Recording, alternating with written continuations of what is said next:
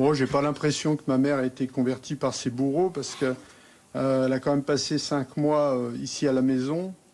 Bon, j'ai retrouvé ma mère et puis je ne serais pas venu à l'idée de l'emmener voir un psychiatre ou de lui faire entamer une quelconque thérapie. Donc, je ne suis pas vraiment d'accord avec ça.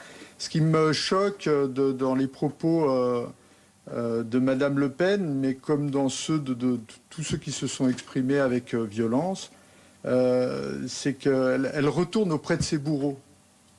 Bon, je crois qu'elle vient de passer 6 mois à Bamako, enfermée dans un appartement. Elle est sortie une fois sous escorte pour aller faire des courses.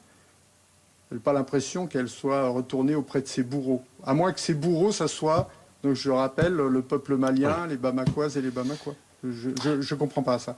Maintenant, il y a M. Attal Alors, M. Attal, on va l'excuser puisqu'il porte la parole d'Emmanuel Macron. Enfin, c'est dans votre reportage d'hier où un de vos journalistes excuse M. Attal qui se fait la voix de M. Macron. Donc, on peut parler de M. Macron. M. Macron trouve que ma mère est une irresponsable.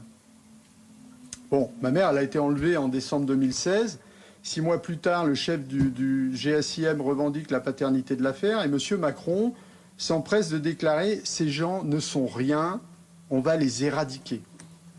Bon, c'était pas très responsable de dire ça. Et heureusement que c'était pas Brigitte qui était aux mains des djihadistes, parce que il aurait peut-être compris qu'on pouvait pas dire ça aux gens qui se revendiquaient les auteurs de cet enlèvement. Ensuite, à sa libération, M. Macron a dit une chose à ma mère. On est dans la voiture qui sort de l'aéroport de Bamako. Je viens de retrouver ma mère depuis quelques instants.